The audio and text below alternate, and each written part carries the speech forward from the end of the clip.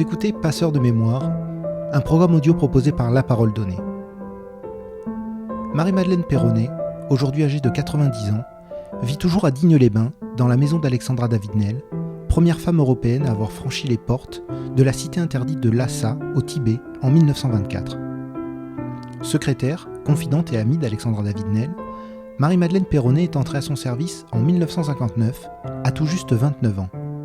Elle ne quittera plus l'exploratrice et l'accompagnera jusqu'à sa mort en 1969, à l'âge de 101 ans. Depuis un demi-siècle, Marie-Madeleine fait vivre avec toujours autant de passion, de respect et d'engagement l'œuvre et le souvenir de cette femme aux multiples facettes.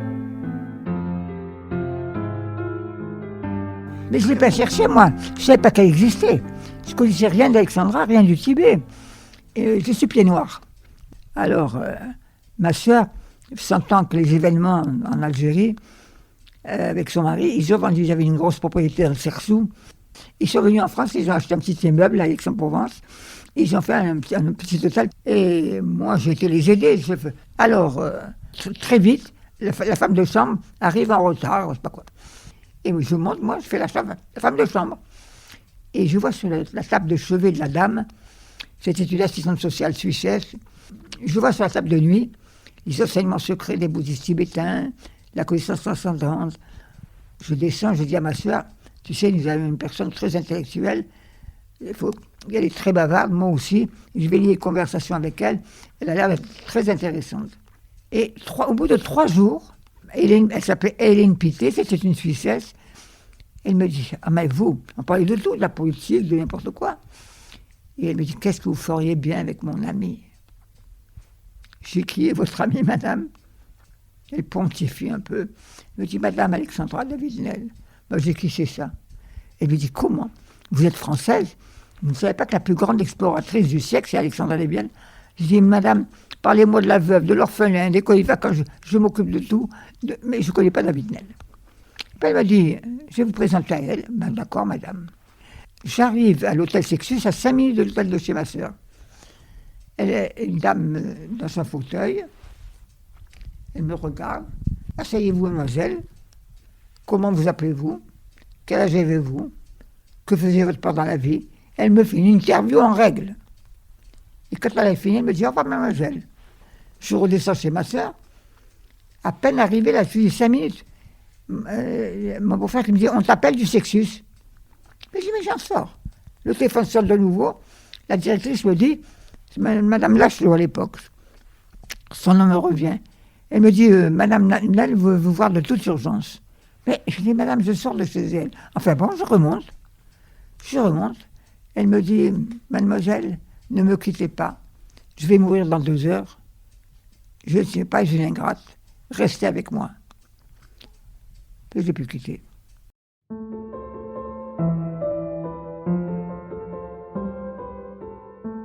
Beaucoup de visiteurs, mais surtout les journalistes, ont toujours été étonnés de voir qu'une fille de 29 ans consacre toute sa vie à Alexandra David-Néel.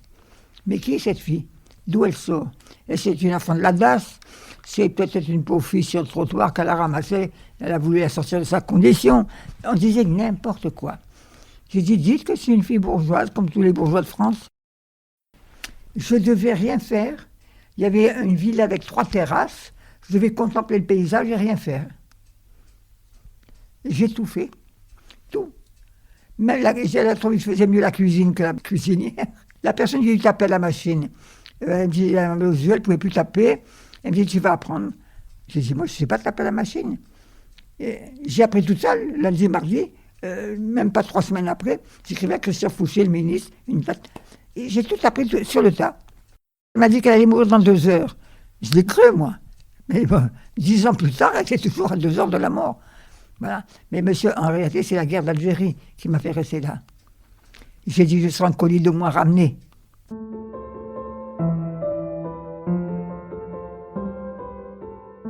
J'ai refusé le mariage. J'ai refusé le mariage parce que je ne voulais pas avoir d'enfants. J'adore les enfants. C'est une passion que j'ai. Je me suis occupé d'enfants chez les autres. Mais vous savez, monsieur, pour les mettre dans ce monde, il y a de quoi réfléchir avant de mettre un enfant au monde. Je crois qu'on ne réfléchit pas beaucoup. On fait des gosses, on ne peut pas les nourrir. Moi, l'enfance m'a terriblement marqué. J'ai connu que la guerre, moi. Là, maintenant, je suis cloîtré à cause des difficultés que j'ai connues, que je connais. Mais avant, j'étais cloîtré à la maison en bas. C'est le monde venait à moi. Mais moi, je n'allais pas au monde. Moi, je suis né à la mort d'Alexandra, et encore, même maintenant, parce qu'après, j'ai tout fait toute seule. J'ai tout créé toute seule avec Franck Tréguier qui est arrivé. 9 ans, j'ai été toute seule. 9 ans, avec tous ces documents. Personne pour m'aider. Pas d'argent, parce que si moi, j'ai tout l'argent que j'avais, si vous savez ce que j'ai mis pour aider pour créer la fondation, vous ne me croiriez pas. J'ai pas été le chercher, ça me venait devant mes yeux, il fallait faire face. Une de mes devises quand j'étais jeune, c'était toujours faire face. Et bien j'ai toujours fait face. Et à des situations pour lesquelles j'étais pas né du tout, qui ne m'intéressaient pas. Moi, si j'avais eu le choix, mais j'aurais jamais choisi David Nel. Moi, j'ai pas fait Sciences Po, j'ai pas fait l'Angso, j'ai tout appris toute seule. J'étais là. Tu vas faire ça, tu vas me chercher un livre, je te dicte ça, lis-moi ce passage, comme ça, au jour le jour, j'ai appris sans le savoir. On avait réussi donc à faire un endroit que je dis unique au monde. Pourquoi ? Parce qu'aujourd'hui, les centres bouddhistes, il y en a partout, c'est à la mode. Mais nous, c'était ni politique ni religieux. C'était Alexandra David-Nel et on montrait des aspects de la culture tibétaine, c'est tout. On a eu un monde fou, une réussite totale. Comme je disais hier à quelqu'un, depuis l'affaire Dominici, qui a fait parler de Zini dans le monde entier ? Nous, enfin Alexandra.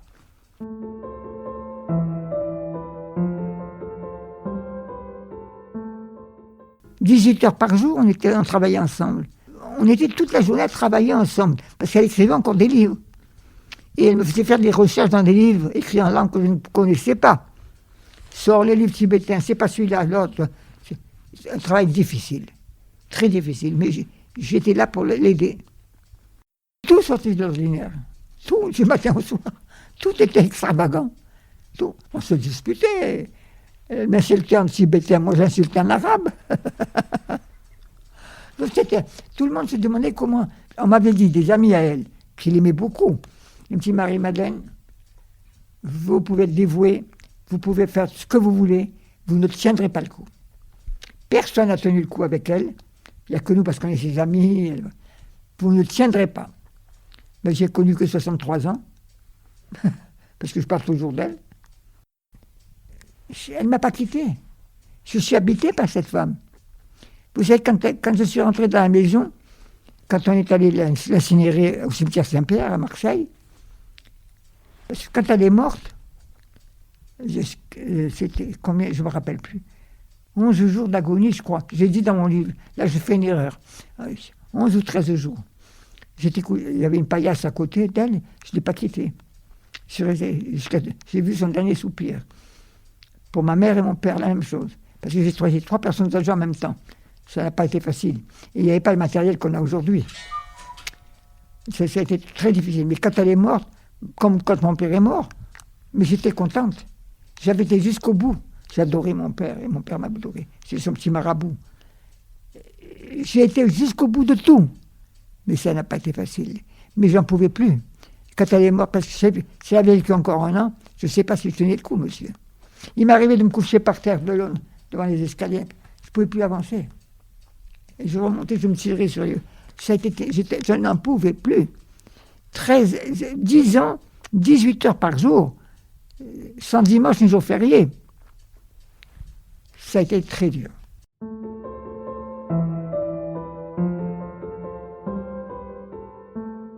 Après sa mort, donc, le docteur Romieux est revenu tout de suite le lendemain. Il a été très gentil, il est venu me voir souvent. Il m'a dit, écoutez, si vous partez, parce qu'il fallait que je gagne ma vie, on était ruinés. Alors que je n'ai pas été élevé au travail, oui, mais pour me dévouer, pas pour gagner ma vie. Ma vie a été gagnée par mes parents. Je n'ai pas pensé une seule seconde, mais qu'est-ce que tu vas devenir ? Rien, pas une seconde. Mais le docteur Romieux est venu, il m'a dit, si vous partez, on serait très embêtés, parce que nous, on ne sait pas ce qu'il faut faire avec tous ces documents. On vous emploie à la mairie. Et voilà. C'est le maire qui a pensé pour moi. Moi, finalement, j'ai rien voulu, tout m'a été imposé. Tout m'a été imposé. Beaucoup de gens me disent, ce que vous avez fait, c'est admirable. Je dis non. Ce que j'ai fait, c'était normal. Vous avez lu les lettres à son mari. 3 ans, j'ai travaillé là-dessus. Et l'inventaire des photos. Le plus grand puzzle de ma vie. Il y avait des photos, mais je ne savais pas ce que c'était. J'ai tout fait tirer. Je me retrouve avec des centaines de clichés, des centaines de plaques de verre. Sur 2 ans, j'ai réussi à tout clasher. Mais un travail considérable. Et pendant que j'étais là-bas, ma mère qui gardait la maison, si elle recevait, il y avait un visiteur, elle me téléphonait, viens vite, il y a un visiteur. Je venais. 1 heure pour la visite, tu reviens, tu ne sais plus où tu en es. Il faut recommencer le cas que j'avais choisi. Mais le travail que j'ai fait là-dedans, je ne peux pas vous le savoir. Alors, comme je dis toujours, ce que j'ai fait, c'était normal. Mais les conditions dans lesquelles j'ai tout exécuté, tout a été difficile. Il n'y a pas quelque chose pour moi qui a été facile dans la vie. Toujours difficile. Il a fallu que je lutte pour tout, et apprendre toute seule.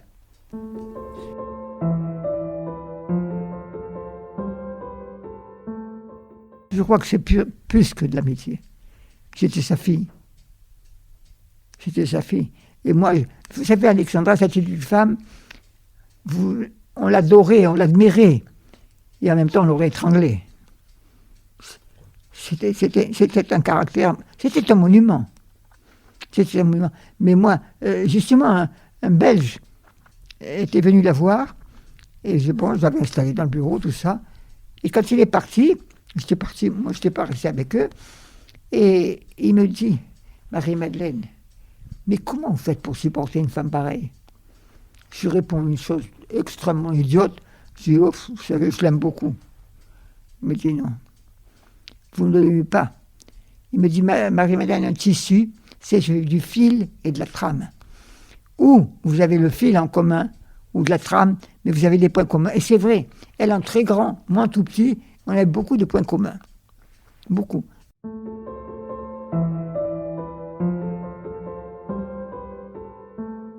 Elle est allée à Marseille, voir une agence immobilière.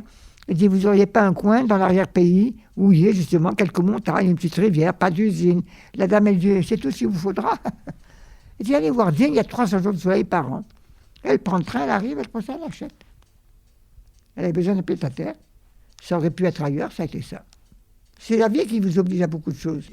Quand je suis arrivé, moi, ce petit village, enfin, quand je dis petit village, c'est pas péjoratif chez moi, j'ai horreur de la ville. Mais c'était beau, dans ce creux de montagne, ce clocher. J'ai dit, ça, tes parents, comme mon père était de la Drôme, j'ai dit, peut-être que mes parents finiront leur jour ici. J'ai pensé à mes parents. J'ai dit, c'est un endroit formidable. Ils sont venus construire cet immeuble, j'ai acheté un appartement, ils sont venus.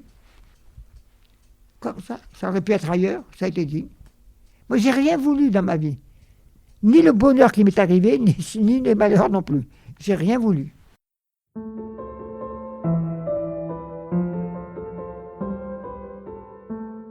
Comme j'ai travaillé pour elle plus de 10 années, sans salaire, sans sécurité sociale, d'accord avec elle, hein.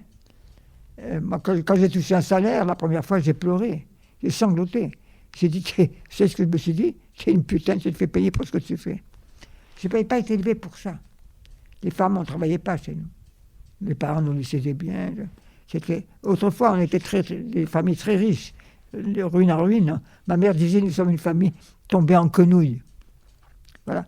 Mais bon, tout le monde après s'est occupé de moi, le maire qui a créé cette position. Et je suis resté quand ma mère vivait encore. Voilà. Et j'ai rien voulu. Alors, Alexandra, elle, en remerciement des services que j'avais rendus, parce qu'elle m'avait laissé un terrain, puis elle m'avait laissé la maison. Comment je restaure, moi, la maison? J'étais ruiné d'Algérie, j'avais rien. Alors, et elle a vu que je donnais tout. Je ne garde rien pour moi. À cause d'un bracelet en or que tout d'un coup elle m'a plus vu, j'avais plus d'argent, j'ai offert à ma nièce. Et elle a vu, et comme je lui massais les champs, elle m'a dit, qu'est-ce que tu as fait de ton bracelet? Parce qu'il pouvait sortir difficilement. Alors, je lui ai dit, maman, elle voyait tout. J'ai oublié sans doute sur le lavabo en faisant ma toilette. Va me le chercher. Je ne peux pas. Ah, tu as encore donné ça à ta nièce. Bon. elle a voulu me protéger. Elle m'a fait un cadeau extraordinaire. Elle ne m'a pas payé, elle m'a mené une vie épouvantable, mais elle m'a laissé 3 pièces, ma vie durant, que personne n'a le droit de me sortir d'ici. Une chance, autrement la ville de Digne me vidait aussi. Je ne suis pas formidable. C'est pour ça que quand on dit, on la critique qu'elle ne m'a pas payé, mais elle m'a fait un cadeau formidable. Il y a 50 ans que je ne paye pas le loyer.